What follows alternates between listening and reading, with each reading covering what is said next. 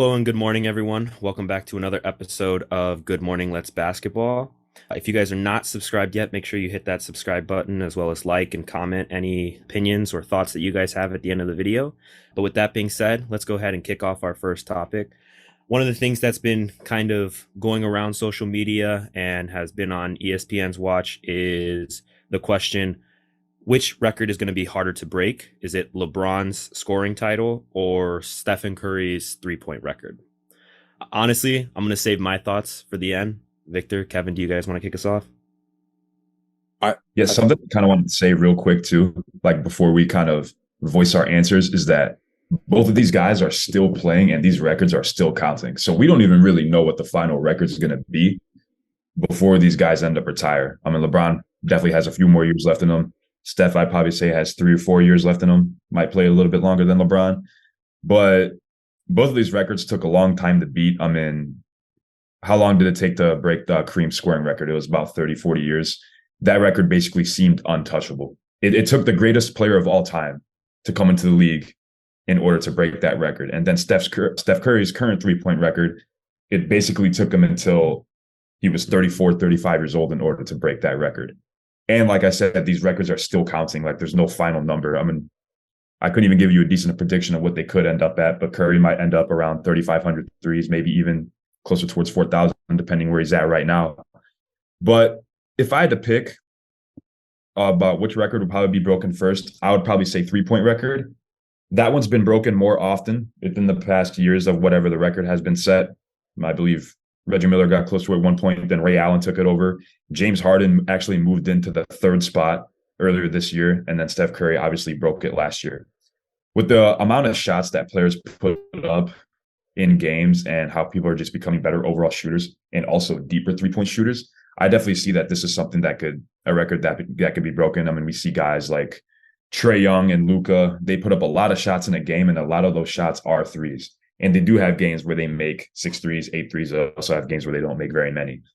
So I feel like this record is just more likely for anyone to break, just depending on how many threes that they shoot and they make and what their consistency is. But when we look at scoring, we need someone like a person that's going to break that record. They have to be like GOAT potential. And obviously, LeBron being the greatest player ever, arguably, we're going to see other players come out in the future that, also have GOAT potential, but can they stay consistent for as long as LeBron did, basically their whole career from the time they're 19 years old up until whatever age they leave the league, let's say for the sake, 40 years old or 38 years old.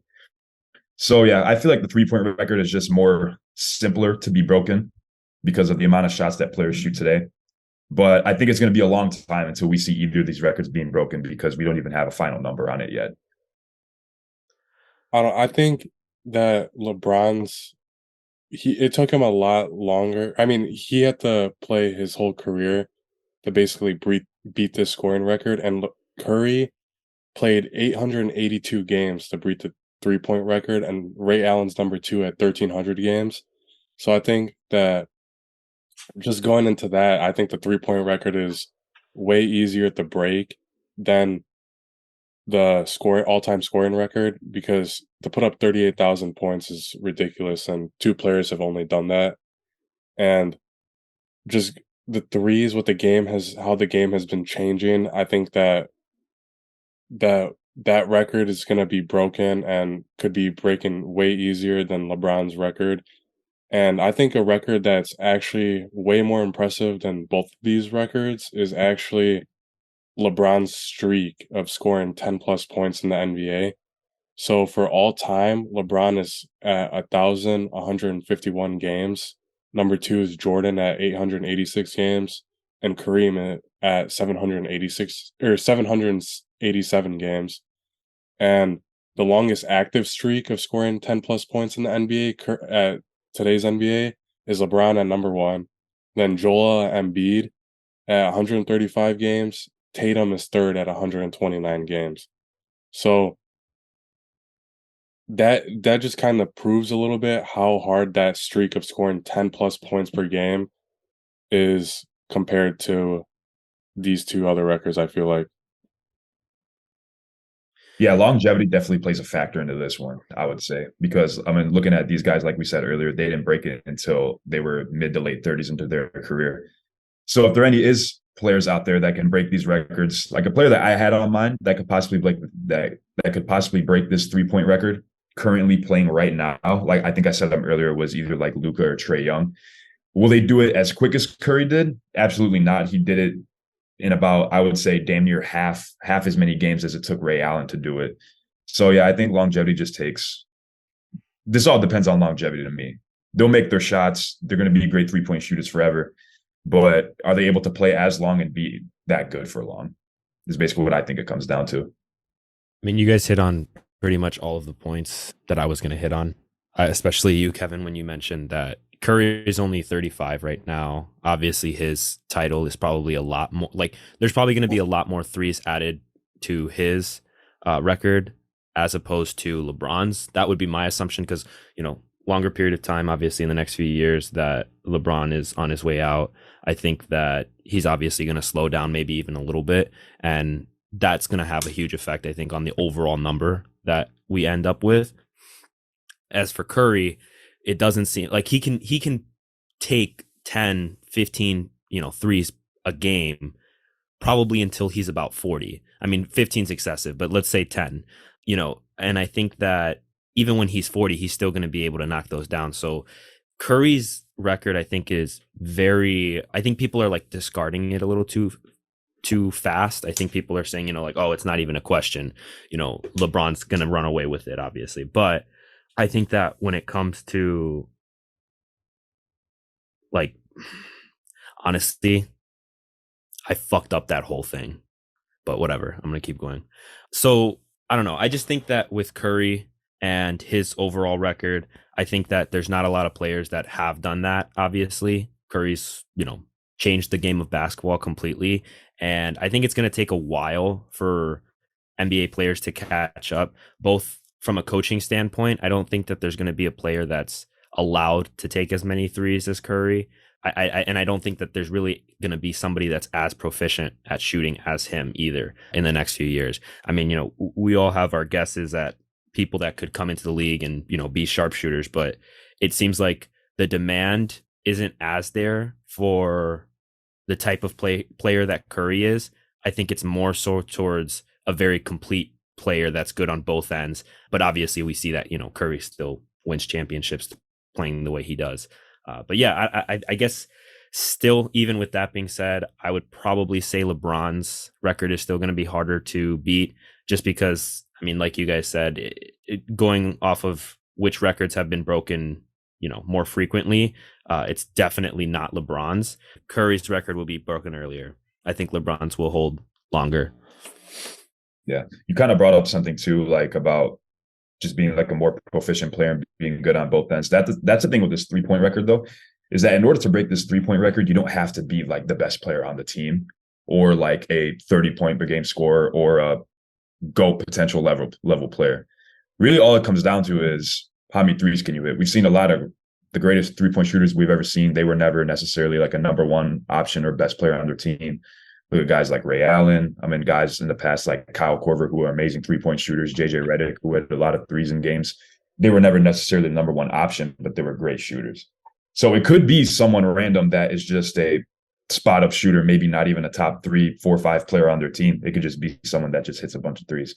So it's going to be interesting. I think it's going to be a minute, though, probably till we're closer to our father's ages that we see these records be broken, but it could be done sooner. The LeBron record, I think we're all going to be passed on when that shit gets broken, maybe by Wemby.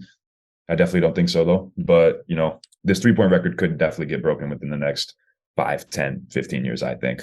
Somebody I saw something like a comment on ESPN that I like that I did also want to mention is somebody said that in order for somebody to beat LeBron's record, they would most likely need to average 27 plus for the rest of their career. For 20 plus years. Yeah, for 20 plus years. So I guess when you think about that, it kind of makes you gulp a little bit more and you're like, damn, like I can't think of one player at the moment that has that kind of longevity or looks like they could have that much longevity and consistency too. Yeah, like we said, it's going to take like another GOAT level player in order for that shit to be broken.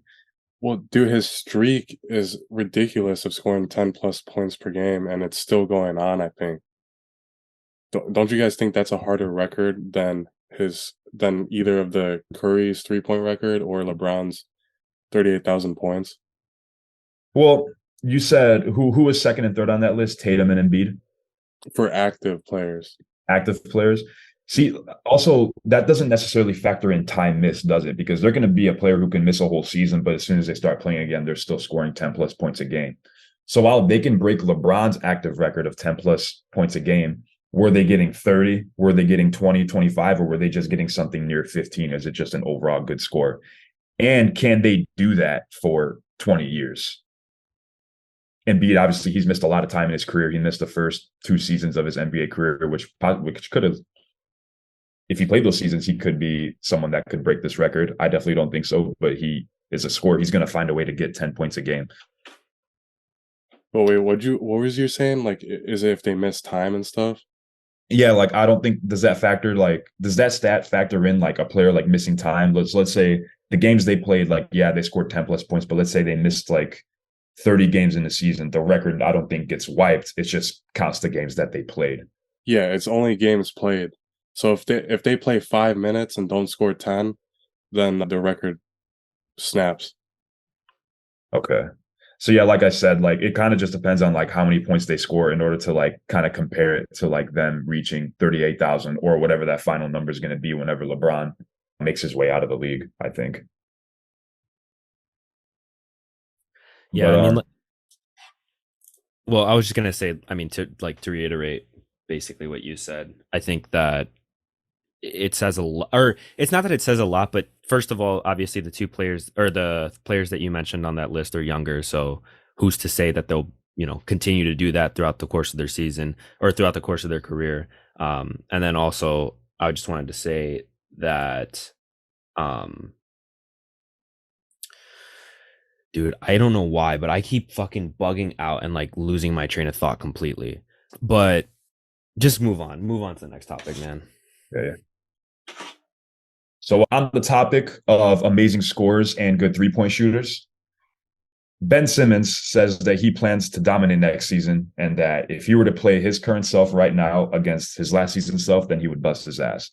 We talked about Ben Simmons a decent amount on this podcast. I think all of us here are pretty root for Ben Simmons. I can definitely say that I do, but I think most people do, but a lot of people don't really want to see him succeed too. They think he's trash. But looking at this Brooklyn Nets team and just Ben Simmons next season, kind of the expectations I see, I do think that he's going to have a pretty good season next year. I don't think we're going to see him at the very best he's ever been at just because, it takes time. He sat out a lot of time just with his back injury. It could act up during the season. That's why back injuries are kind of scary. It's because even though you might not feel it, there always might be like that lingering pain and it could like shoot up at any time. On top of that, we know that Ben Simmons has dealt with a lot of confidence issues. So I think that's his biggest thing is that the confidence. The injuries, it might spark up. They'll come back again. Hopefully they can treat it well. Hopefully it doesn't, though. But the confidence is the main thing here. We can definitely say that he lost it at one point. I mean, he sat out for a number of games. When he played last year, he didn't look insanely confident, scoring 4, 5, 6 points a game, being right next to the rim and bricking it or just passing it off. So hopefully we can just see him be a lot more aggressive on the offensive end. Defensively, I think he's going to be back where he was when he was his best years in Philly. He's still a great defender. I mean, he has to guard guys like Giannis. He's a big body. He's a great shot blocker. He's fast. He can get in passing lanes and get steals.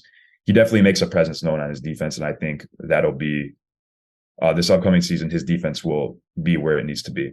But as far as his offense, I just think he needs to see more shots go down, especially around the basket. I mean, I saw a clip the other day. If he was getting some shots up, his form looked a lot smoother.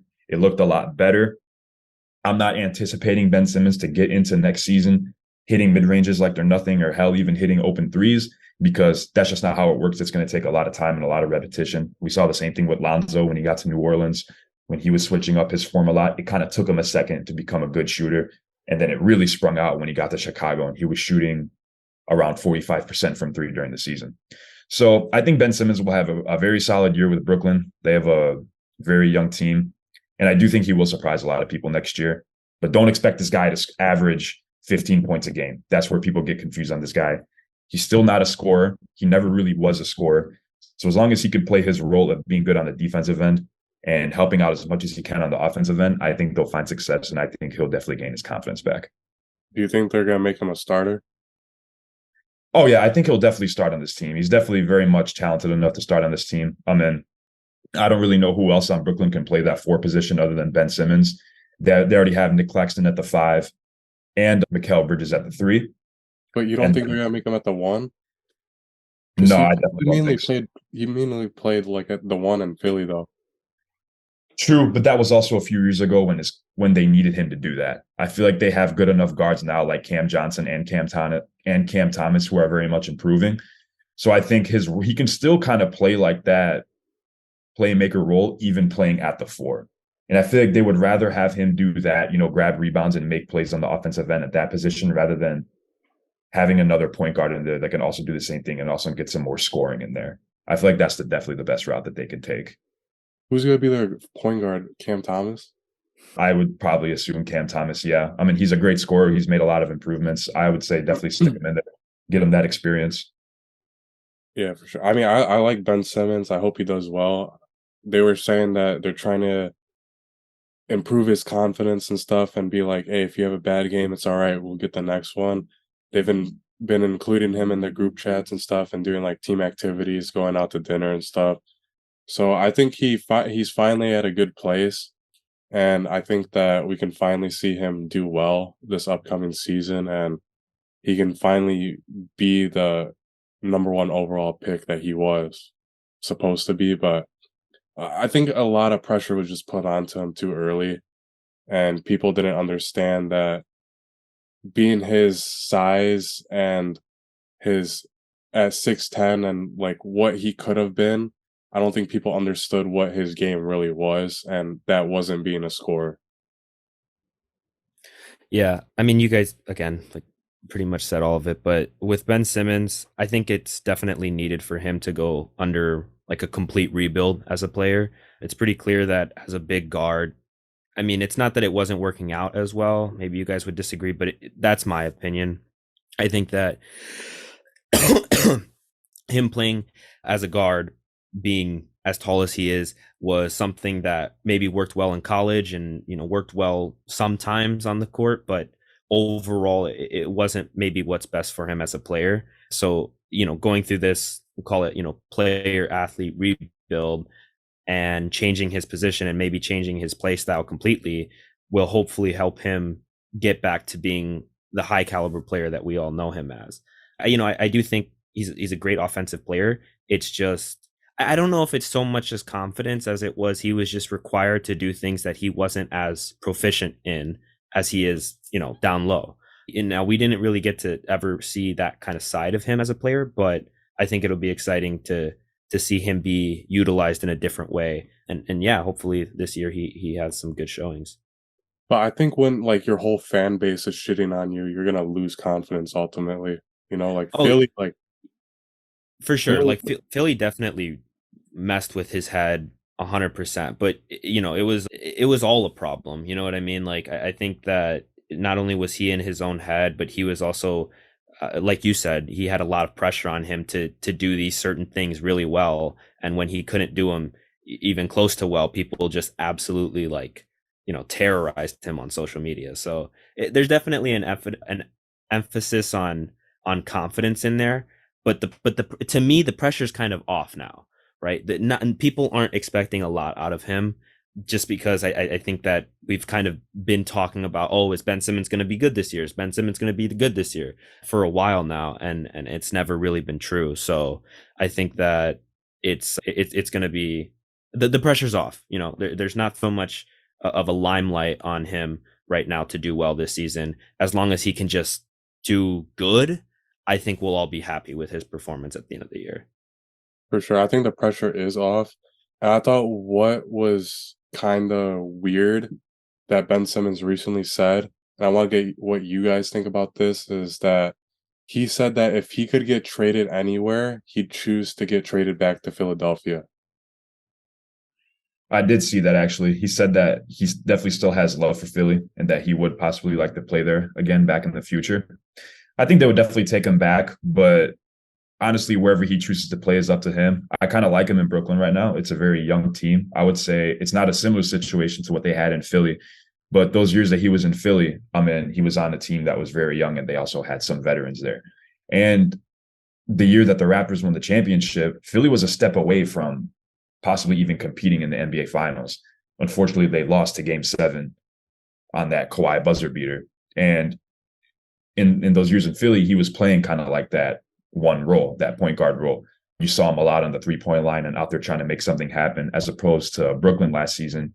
He was playing a lot more in like the mid-range area and a lot more down low. So the growing pains were going to be there. I feel like people's expectations with Ben Simmons are just completely different on who you ask, which kind of determines on which people think he's good and which people think he's trash. Philly expected this guy to be a scorer, and that's just not his game and never really was.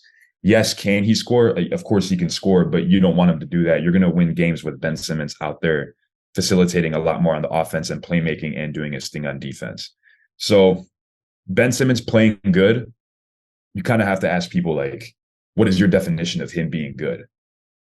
Him kind of playing that one role in scoring or trying to score, or him just being a facilitator and helping out on the defensive end? It's going to be interesting to see how Brooklyn uses him, but I kind of want to see them steer him more towards his new role rather than the role that he was playing in Philly. I feel like it's just be easier for him. It'd do a lot more for his confidence. And Brooklyn has pieces that can kind of just like fill that one role a lot better than like Ben Simmons could. Yeah, I mean, I don't know why the hell he would want to go back to Philly. Just as like a sports fan, no matter if it's football, baseball, or basketball, people say that Philly has some of the worst fans. So, I mean, when they love you when you're up and they absolutely despise and hate you when you're down. And then they throw crap on you or something. But I think he obviously feels like the city of Philadelphia had a lot of faith in him and they wanted obviously to get a championship out of him. So in a way, he almost feels that same level of, how is it, like job not finished kind of mentality, right? It's the same thing that LeBron had when he went back to Cleveland, this like looming pressure over you of like, oh, I never really, did this for the city that put so much faith in me. I think that's more of what it is than him actually wanting to be back in Philadelphia. I think he hopefully will develop his game pretty well over the next few years, like Kevin said, in this new position. Hopefully he comes into his own as a better, maybe, three, because I think he probably like the 3 or the 4. If he does well at the 4, starts to knock down more of his shots, maybe move to the 3. But yeah, I mean, I think that him utilizing this new position and hopefully getting a lot better at that will make him very valuable in the future for Philadelphia to pick him back up. And like I said, I think that the main reason why he wants to go back there is to get serious and to win a championship this time. But he's got a long road ahead of him. He's got a long way. Or do you think it's more like of when people break up with each other and they want to go back to the exes because that's all they know? I don't think it's not that it's all they know. Or it's just that like they were comfortable being there and that, you know what I'm saying? mm, the way I think of it as is like this, right? It's a married couple, right? And the married couple basically for years, it's the plot of a movie with Adam Sandler, but for years the couple plans to go take a trip to Italy or to fucking who knows where, Mexico, Cancun. And for years the husband tells, the wife, I'm going to take you here, I'm going to take you here. And she's like, all right. And she holds out faith and they save money and all this other stuff. And he still never takes her on the trip, never takes her on the trip. So eventually they have problems, they have issues, they get divorced. But the husband or the ex-husband decides to like come back for a reappearance. And he's, maybe they're both single and he's like, hey, I'm going to take you on that trip that we always wanted to take, but we're divorced. So that's the way I see it. And then, from that point, they either get back together because he took her on the trip finally, or they stay apart. But at least they have that one, trip to Italy, or in this case, championship. And that's how I see like the LeBron situation, right? Well, too. thanks for spoiling the movie for me. Yeah. No problem. But so what do you guys think that Ben Simmons is gonna average next season? Because his best season in Philadelphia, I'd say he had 16, 8, and 8 for his best season in Philadelphia. What do you guys think he'll average next season? So number wise, I think that for me to consider him that he had a good season, I would want him to have ideally like 15 plus points and then probably 10 plus rebounds.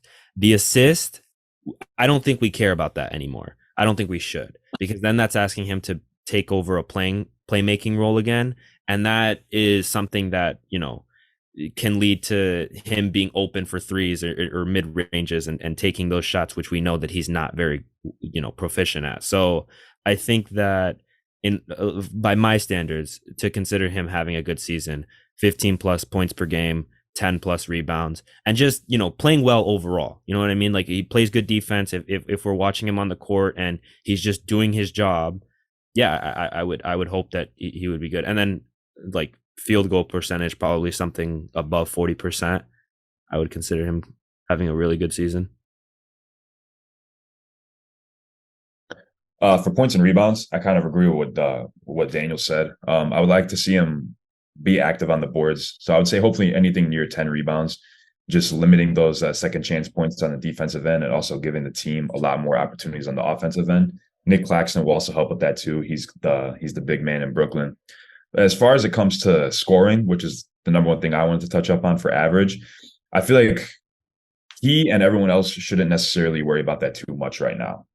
Brooklyn has people that can score. Mikal Bridges, when he got to Brooklyn, he was averaging around 24 points per game. He's definitely found his spot there as the number one option. So if he can put up 12 to 15 points a game, great. If he can't, as long as he's doing his other things, grabbing his rebounds and being a decent playmaker and doing this thing on defense that he usually does, to me, that will be a successful season for him. And it's going to take a couple steps. So hammering down on what he can do, great. First, I think will definitely be needed. The scoring is something I believe that he and everyone else should focus on later. For sure. I think that his average, if he's saying that he's going to be really good next year, I think I could see him a little bit decrease in his playmaking ability. So I think maybe around like 4 to 5 assists. Then rebounding, I think he'll average anywhere from 10 to 12. And then points, anywhere from 14 to 16 points. I think he'll average a game. What about his field goal percentage? If he's playing more of a forward role, usually big men average the highest percentage for field goals. So I'd say anywhere from 50 to 60%. Damn, it's more than I expected. You also have to take into the fact the shots that he's going to be shooting is going to be a lot closer to the mid-range and dunks and layups area. So if those are the only shots you've taken, hopefully you are shooting somewhere near 50%, but that also is tough. Like I said, the growing pains are going to come. It's going to take a second, but if he can shoot 50 to 60%, that'll be incredible, especially if he's putting up around 10 shots a game or possibly even more, depending on what their offensive scheme is going to be like. But 50 to 60% would be amazing for Ben Simmons, I think. It'd be a big jump and a big improvement. When I said averaging 40%, somewhere in there, I was in my head, I was kind of thinking, obviously, what you guys said, which is getting, those points very close to the bucket. But also, if there's a big man down low, he may be required to do more of like a mid range kind of shooting position or role. So in my head, I was thinking shooting 40%, but shooting, what's it called? Like, I don't know. What's an example? Like, just anything within, I would say, like 10 feet of the hoop. I would like I would elbow think, jumpers. yeah, elbow jumpers. I mean, he doesn't have like a post hook, right, or like a fade or anything like that.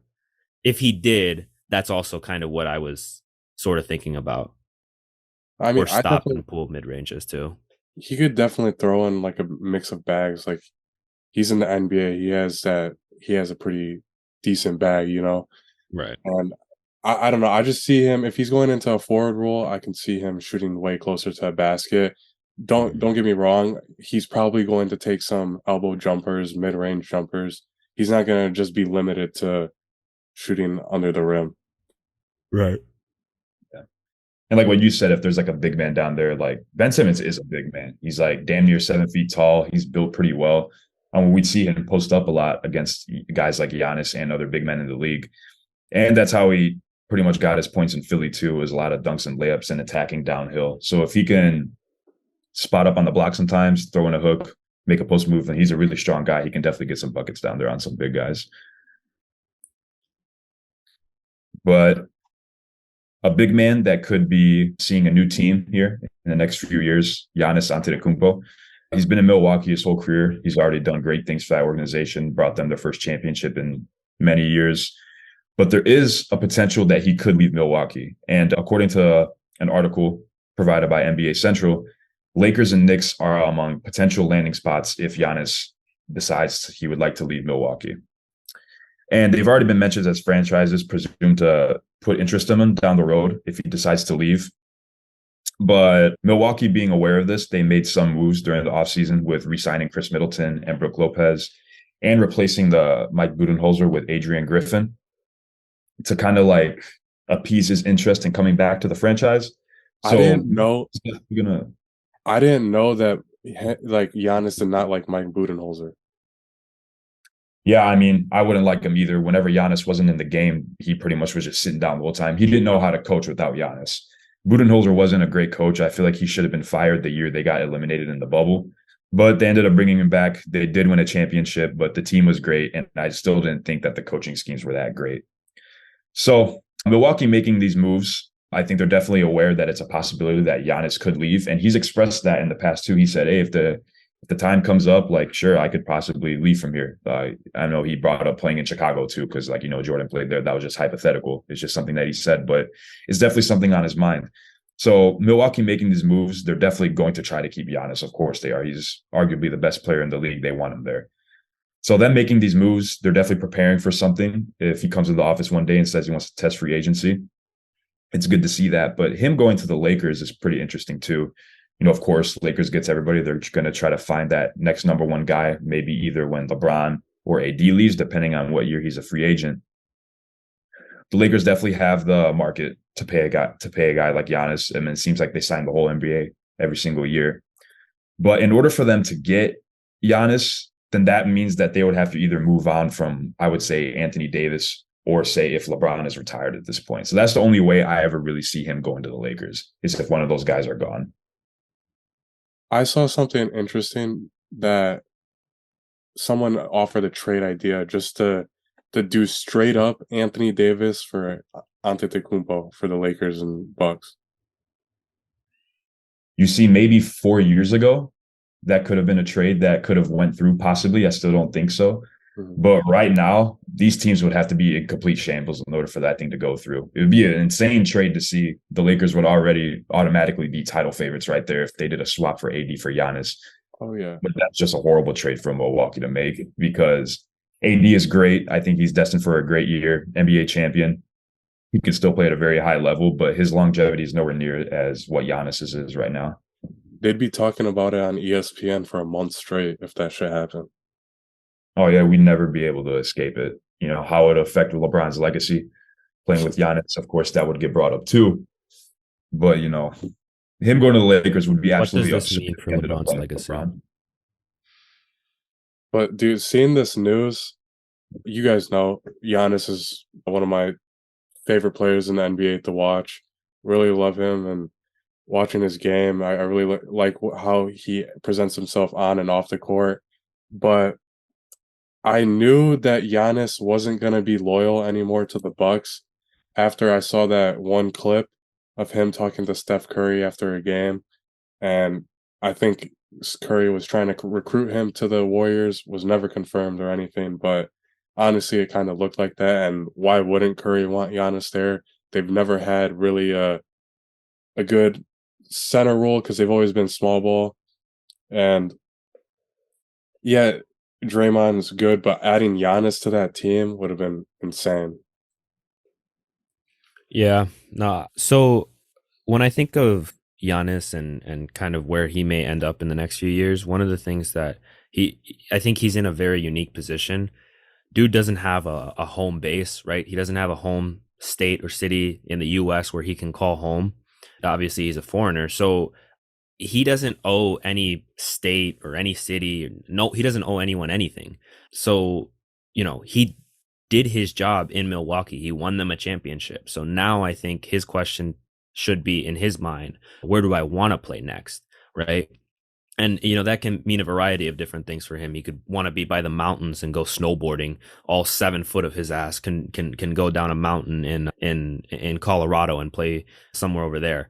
But I would like to see him go somewhere else other than one of the big names in the NBA. I wouldn't like to see him go to the Lakers, that's for sure. Just thinking about him going to an organization that has been in the finals so many times, and also just I personally I don't love the Lakers, honestly. Like, from their organization to their fan base, I'm not a huge fan. I mean, I maybe am more of a fan of them than I am of other teams, but overall, I would just hate to see Giannis, with how much of a talented and respectable player he is, go to the Lakers.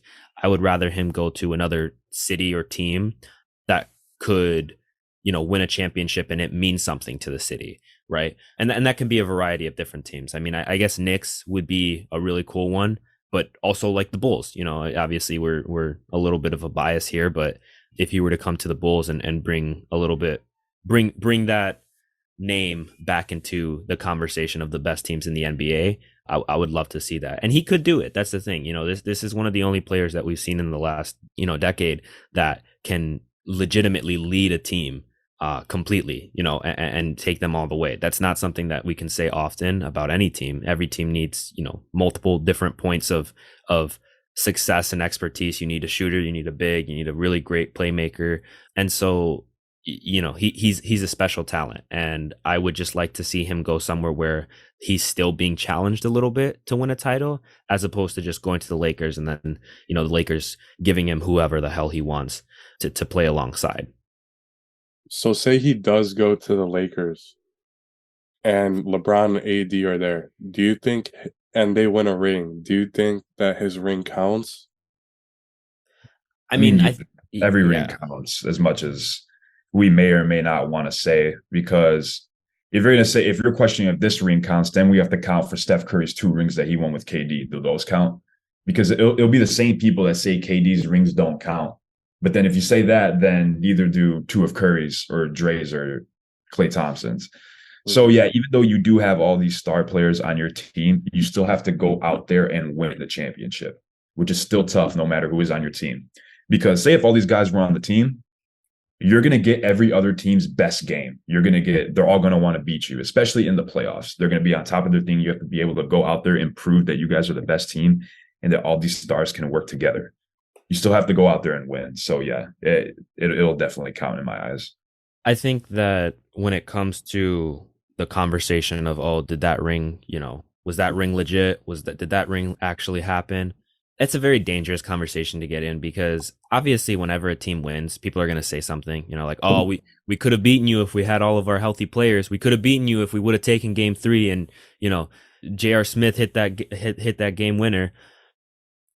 We'll never know. You know what I mean? So to me, there's too many factors that go into these kind of things. And obviously, yeah, it does mean a lot, because you don't know if Giannis, AD, and LeBron were to say were to be on a team together and get all the way to the finals and go against, the Celtics or something, and both like Giannis and AD go out, and it's just 41-year-old or 42-year-old LeBron playing by his lonesome, on the court, and they still win. Well, people are obviously going to say, well, they had LeBron and AD, but then that takes away from the fact that LeBron in those later games obviously had to take over. So there's just too many factors. There's too many different things that go into this conversation, and to discredit one ring just because of who was playing during that season is too far. Because like Kevin said, I mean, you're going to get the best out of every team that you play against. And you really, in basketball especially, we know this, like it's kind of like the fighting game. I mean, a lot can happen very quickly. If you within 10 points, it can go away like that. We've seen it happen plenty of times. With this change of game going now to the 3-point line, you can see leads of 20 go by like that. So I think that, on any given night, that lead can get cut down, and you can lose a basketball game. So yeah, it's just I agree with what Kevin said. I mean, the ring definitely would matter. For sure. But how if he went to the Knicks, how how far do you think that team could go with what they have right now? Going to the Knicks, I'm assuming that they'd probably move on from Randall in this scenario because Randall kind of has like his name is pretty much big out there. So they'd have to cut somebody in order to pay Giannis. So I'm assuming that they're going to have to get rid of Randall. Looking at the team that they have now, I mean, we talked about it last episode. They returned a majority of their franchise this year. So as long as they can keep together and then add someone like Giannis in a few years, I think this team is definitely considered a title favorite. They have a great point guard, Jalen Brunson. He's improving every single year. RJ Barrett is growing. He's dealing with a lot of consistency issues, but I think he's definitely someone that can get a hang of it. They're a really young team. They have great chemistry, and then adding a veteran like Giannis, who is able to lead a team and is, I would say, a pretty likable guy. He's a great leader. I think this team, the Knicks with Giannis, could definitely 100% beat anybody in the NBA and win the NBA championship. I don't think he will go to the Knicks. I mean, the Knicks are kind of one of those teams that we might get this guy, we might get that guy, and then they end up signing the complete opposite player. So a Knicks could be a good team for him to go to, but I don't really see it. No, they end up signing Dylan Brooks for a record-breaking 4-year, $500 million deal. Yeah, dude, honestly, like it always be like that with the Knicks. Like they think they're gonna get KD, and then they ended up getting like I don't think anybody that year. I don't know. I can't remember that year when KD was a free agency. Yeah, I mean, it's every year. Whenever there's a free agent out there, it's like, oh, we could get this guy, but then they get like Rondae Hollis. I was gonna say you guys are trying to find like a shit house player in your guys' head so bad. Yeah, I said one, but Who'd you say? I said one, but Daniel can't keep his mic off of his mouth. I said Rondae Hollis Jefferson, the He's star hooping. player for Jordan right now. Yeah, for FIBA, Lithuania also USA for fuck's sake. Can he play in the NBA? Yeah, he is hooping right now on completely different rules. That's something people don't think about right there. He could possibly. That's why I like the FIBA tournament a lot, and also just other tournaments, is because it kind of gives the players a chance to like get back into the league. So we could see him on an NBA team this year because he's playing his ass off. He's like reverse Kobe. He's 24. He lost his hair a little bit. He's a lefty. That's what a lot of people like said he looked like. Huh? He's only 24. He was wearing a 24 jersey. His jersey was 24, only... and he looked just like Kobe out there. Like, you know, like holy fuck, is that Kobe? Not like play style wise, but like just like looks.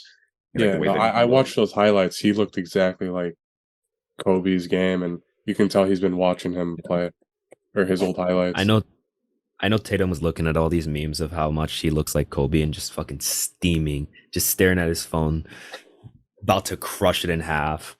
He's listening. Should have been me. What? Yeah, we're gonna He's see listening to Marvin's Room right now. Once I get my Bluetooth set up, that would be a funny ass moment. So I would have turned it on and been like, duh, duh, duh, duh, duh. Anyway. Oh, well, you asked the question, you know, how far would I predict the Knicks to be with Giannis? I think that Giannis probably in his first year would maybe get to the like Eastern Conference Finals. I do think that he would probably be there for the next like 3 years, maybe 2, maybe even 1. But eventually, once they develop those younger guys and those guys really come into their own and that team starts catching fire, I really couldn't see it a team in the East currently that's, you know, right now, at least the way that the East is set up right now. I could not think of one team that would be able to hold a toe to Giannis and the Knicks if they were, you know, obvious. Like I said, if they developed their younger players and they kept Giannis playing at such a high level. They'd be in the first in the East for sure. Yeah, because the Bucks are pretty much going to be out of that conversation for a team that could compete because they lost Giannis. The only really competition from there could either be, say, if Brooklyn pops off or Boston, depending on if those guys are still there in the future, like Tatum and Brown. I mean, Brown just did sign a contract, so he's going to be there. But he also could request a trade. And then Tatum, they're going to offer him an insane contract next season, so he's going to be there too. But that third piece that they have, will Porzingis be there? Do they bring anyone else in? It'll definitely raise some question, but that team would definitely make some noise. Giannis on New York. All right, besides the two other teams, where do you guys think would be best fit? I'm gonna give my opinion, and it's a little bit more biased. As a Bulls fan, I would love to see him there, but I think a place that I'd love to see him even more, and just because these are my two favorite players, is for him to be on the Mavericks. Seeing Giannis, Luca, and Kyrie would be crazy. Mavericks would be good because he can finally offer up that defense that they just lack so much. I think it would definitely work too. It would take a lot of like a big workload off of Giannis because they do have a younger Luka Doncic in there. The Mavericks are always going to be Luka's team. Kyrie even said it's Luka's team, so the players are definitely aware of that. I feel like Giannis would definitely be on board. So it would definitely bring in a strong defensive presence for them, which I said is like their biggest hole in the franchise right now for the Dallas Mavericks. But a team that I could see him on in a few years, that's kind of tough. He could find his way towards somewhere. If he's already looking for an established team, but not like too established, maybe a team that's like one player away from just absolutely putting them over the top. It could be a team, say like Memphis. I think I don't know why they first came to my head. I mean, with him and Jaren Jackson Jr. down there in the paint, no one's going to be able to score. Jaren Jackson Jr., he's won Defensive Player of the Year last year. Giannis being a former Defensive Player of the Year and probably arguably one of the best defensive players in the league. Just having them two down there, they're going to own the paint. They're going to own the boards, and they'll just be so dominant. On top of having Marcus Smart being their primary on-ball defender, they're going to be a very tough team to score on and beat in a playoff series, just in general too. And on top of that, they also have John Morant too, which we don't really need any further on John Morant. We know what he can do. I forgot they had Marcus Smart. Like you just saying that, like they would be the number one defensive team in the NBA. That'd be insane. They would be impossible to score on it would just, you can't really score anywhere. When you say if it's a game where you want to get the ball moving and shoot some threes, like you would have a very good on-ball defender out there in Marcus Smart, also former Defensive Player of the Year. And then the paint's off limits. Like I'm just not even sitting here trying to put up a hypothetical. It's fucking impossible. It's not going to happen. So you're going to have to shoot the shit out of the ball in order to beat the Memphis Grizzlies with Giannis Antetokounmpo. I think. Well, I really want to add this too. I think Steve Kerr said that Jaren Jackson could block every shot if he really wanted to. True, bro. Seeing him play, I don't even doubt it. The dude is so athletic and he's so tall. Like he definitely contests every single shot that's around him, or like say out there on the 3-point line. He's a great defensive player. He knows how to use his body. I don't know how many blocks he averaged last season, but I remember seeing a game where he had like almost 10 blocks, which is so impressive to do because usually people only average 2 or 3, and getting 8 in a game is just absurd. Like that's a lot of chances that you eliminated for the other team to score. Yeah. So first, I would say, yeah, as you know, someone that lived pretty close to Chicago and grew up really only knowing that team as my favorite, I would say that it would be really cool to see him in Chicago. I think that he would bring a lot of passion from the fans back into that team. And it would just really fun to catch a game and see what I would say is probably, after LeBron excluded with his history, probably the current best player in the NBA athleticism wise. And so I think it would be a lot of fun to see him in Chicago. I think he would do really well. And I think that with the supporting cast of even the team that they have now, they would be extremely good and probably make some noise in the East. Now, the team that I want to see him go to besides the Bulls, and that I would almost say maybe even more, is like Victor said earlier, I don't know how long ago it was, but a few years back when Curry and Giannis played against each other and they were kind of chatting it up after the game. Ever since then, I have been obsessed, honestly, with the idea of Giannis being on the Warriors. I don't know if I've said this to you guys. I'm pretty sure that I've mentioned this before, but realistically, like I would just love to see Giannis on that Warriors team. The reason why is because, like Kevin said, that his Memphis Grizzlies teams with Giannis would be defensive excellency. I think of the Warriors having Giannis as offensive excellency, right? You have just the most harsh and strongest 1-2 punch we've ever maybe seen in the league. You have, somebody that can absolutely dominate the post and kind of anywhere in that in the vicinity within the 3-point range. And then outside of the 3-point range, you have the greatest shooter of all time. Now with potentially Chris Paul playing the 1, Curry playing the 2, Thomas playing the 3, maybe. Chris Paul is coming off the bench. Yeah, I know. That's so, but even so, let's say hypothetically Curry and Chris Paul were sharing the floor, and they also put in Klay Thompson, because we've seen it before. We've all said this. The Warriors have been playing an incredibly small ball basically for the last few years, and really their only big player is I think who would it be? Kuminga was Wait, probably what? their biggest. Who was their biggest player? Last year? Looney maybe too. Are you talking about last year? Yeah. Yeah, it was Looney. Okay. So and Looney's not very big. So, I think that when it comes to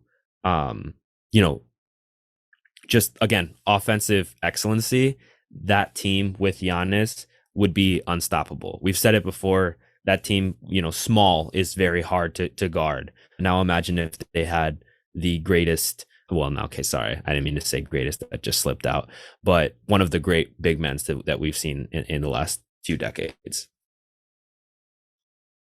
For sure, that team would be insane. It'd break my heart too, because I wouldn't want to see Giannis go there. But that's just me. Sure, it would be like a little KD rerun just on steroids. But world.net provided us with an article recently of early NBA predictions for player and team awards. And we were going to kind of go through that. Kind of wanted to highlight some of the picks I liked, some of the picks I really didn't like. So for Rookie of the Year, I'm not even going to say. Most Improved Player of the Year, they have Mikal Bridges. I like this one a lot because on Brooklyn, he averaged 26.1s at the All-Star. He averaged 26.1 points per game as soon as he got traded there. So we kind of really got to see what his offense is really like. In Phoenix, his offense was pretty much set back because of Devin Booker, Chris Paul, and DeAndre Ayton. They kind of used him more as an elite perimeter defender. And he still is an elite perimeter defender, but now we know that this dude is capable of scoring damn near 30 points a game. And I think he could be a 30-point per game scorer next year, because that number one option role was definitely new to him last year. And when he took that role, he was still averaging 26 points. For Defensive Player of the Year, this is another one I really like too. They have it at Anthony Davis. Throughout the playoffs, he was number one in rebounds and block shots. This is all going to depend on his longevity of the season, though. If he's able to stay healthy and perform at the high level that he was throughout the playoffs and at the parts of last season, I think he could definitely be a lock for Defensive Player of the Year. He definitely is one of the more better defensive big men that we've seen in this modern era, and I think he could definitely lock in that reward. So for MVP, they have Nikola Jokic. He's back. He's never really pissed off in these MVP votings in the past 4 or 5 years. He's going to be there again. And the Denver Nuggets ended the last season on the best possible note and finally getting that NBA championship, knowing that they can get it done. So Jokic is going to keep doing his thing. He's going to be dominant for a very long time. I definitely like this pick for MVP. Now, for the worst pick of the season awards for the predictions, it's NBA champions. Can y'all guess who you think they may have picked to win the NBA Finals? Do they put? Well, if they have Jokic at MVP, I would think that they would do the Nuggets, but you think? The way Kevin phrased that, no, they did not. No, that's what I'm saying. The way he said it, they either put. It's not an Eastern team. I know that for God. Yeah, give us conference. It's West. It's either East or West. Oh no! Yeah, head and neck.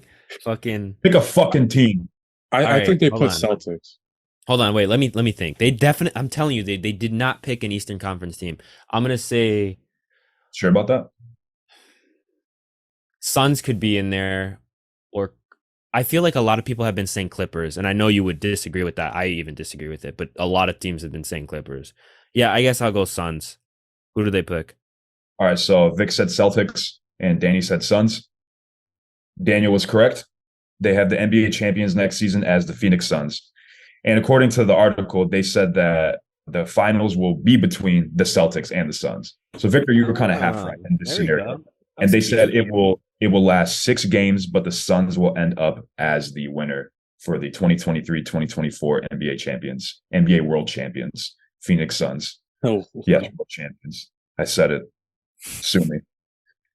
But I've expressed many times throughout we started the show about why I don't like this Phoenix Suns team. Looking at the picture of the 4 players, it looks great. You have Bradley Beal, you have KD, you have Book, you have Ayton. I still don't even think Ayton even wants to be in Phoenix. I mean, he definitely doesn't get along. He had some issues with guys like Booker and Chris Paul last year. Obviously, Chris Paul isn't there anymore, and they got rid of their coach for some fucking reason. But just looking at this, I'm still not sold on this Phoenix Suns team. And this is me being a humongous KD fan too. I like seeing KD succeed. I like to see him win. I just don't think that it's going to happen here. I mean, Bradley Beal and Booker, I'm really interested to see about how these guys are going to glue together and play. It's Book's team. All of these guys have expressed that the Phoenix Suns is Devin Booker's team. So we can kind of see of who the main leader is going to be there. Obviously, having Kevin Durant in there as the main veteran NBA champion, one of the greatest players of all time, is going to help. But I'm also not completely sold on them acquiring Bradley Beal. Their depth isn't what it used to be. I mean, getting rid of Bridges and Cam Johnson. They don't have Chris Paul anymore. They don't have Campaign anymore, who was very solid for them to play point guard. Bradley Beal, we know what he can do on the offensive end. I mean, a lot of people can do what he do on the offensive end. I feel like they could have got someone way cheaper than what they got for Bradley Beal, who can also score around 23, 24 points per game. But is he even going to score that because KD and Booker are there? So his offensive ability is going to get hindered a little bit. He's definitely, I would say, the third option in that trio. And he doesn't offer anything else much else. He doesn't offer much else other than scoring to me. I mean, he's not the best playmaker. He's an okay defender, but he's not a defender that I would say like, oh yeah, like he's going to make some noise in the defensive end. So that's why I think they're going to take the biggest hit is, yeah, they can put up a lot of points, but they're also going to get a lot of points put up on them. So that's why I'm not really sold on this pick of the NBA champions being the Phoenix Suns. But for sure. I think you got to have a mix of both a top defense and a top offense in the NBA, at least top 10 in both. We've talked about it in like a couple episodes ago how mainly the NBA championships had a equivalent of a top defense and top offense. I don't think that the Suns could do that with the team that you had. Like you said, they lack depth on the bench, really. And then just being with those guys, we all know them for their offense mainly. But I wanted to ask about your, like, the most improved pick. Do you think there's anybody else besides Mikal Bridges that could get that? Like, do you have another one in mind? Jordan Poole, I feel like he could be another player that could win because he's also kind of taking on like I don't want to say number one option role, but he could, depending on what their schemes are going to be like. And they still have Kuzma there. But I would probably say Jordan Poole. I don't think he's going to make that big of an improvement as Mikal Bridges will, though. Mikal Bridges, to me, is way better than Jordan Poole. He can offer a lot more than scoring. He's an elite defender. I think he's really going to step up in that role, especially with Ben Simmons coming next season and improving as well. I definitely think they're going to be a better team than Washington as well, which I think matters to me is not only did this player improve, but did their team improve as well. And I definitely see Brooklyn doing that a lot better than Washington will. Yeah, I think I like that pick a lot. I think a guy I have in mind too is Cade Cunningham. I think he's going to be something to watch next season. I think the Pistons finally got kind of a good squad. They've been really bad for like this whole past decade. And I'm excited to see him and Jaden Ivey, that backcourt duo, what they can do. And Cade Cunningham was a number one pick. He was a number one pick, right? Or he was. He was number one. So I'm excited to see what he can do next season, and I think he'll do good. I think he's coming off a little bit of an injury. Yeah, I just want to say, like, I definitely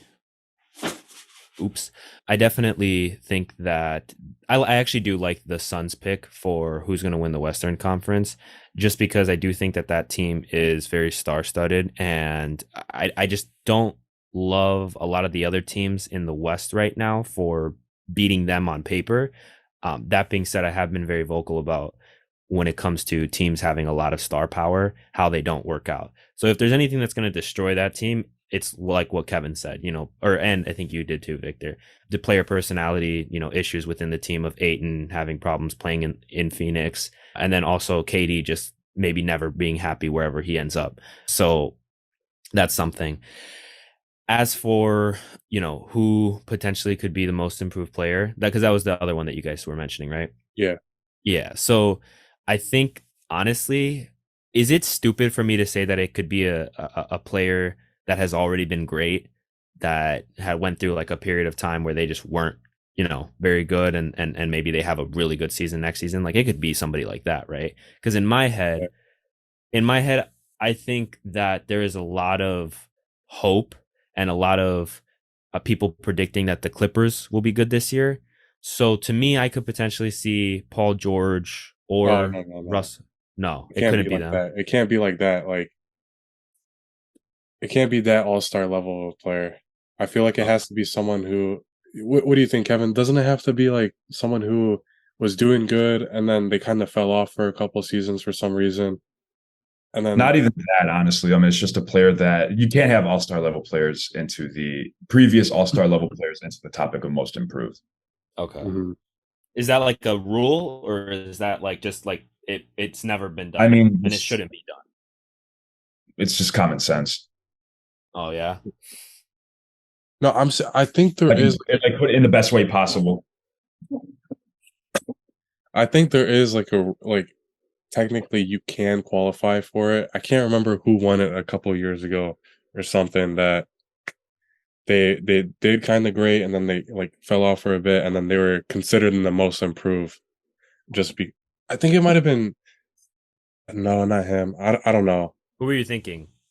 I was gonna say D Rose coulda I maybe? was gonna say him too. Yeah, I thought there was like he won an award for just like getting back to being better or something. I don't know, maybe I'm mixing up a award that's not NBA related or something, but Yeah. Well, in that case, then yeah, I guess Jordan Poole. He's got a lot of responsibility in on the Wizards, and I think that if he can play really well this year, especially pulling from the knowledge that he's already had. I think I said this last episode, from that Warriors team, and playing for such a good offense and playing for such good ball scorers. I think that he could probably win that award. So that concludes this week's episode of Good Morning Let's Basketball. Really appreciate the love and support that we've been receiving recently. We're halfway to our goal of 100 subscribers. We just hit 53 the other day. So make sure you guys like and subscribe to our YouTube channel at Good Morning Let's Basketball. Also, make sure you guys are following us on Instagram and TikTok at Good Morning Let's Basketball. There you can find a lot of our reels, so where you can interact with us. That being said, see you guys next week.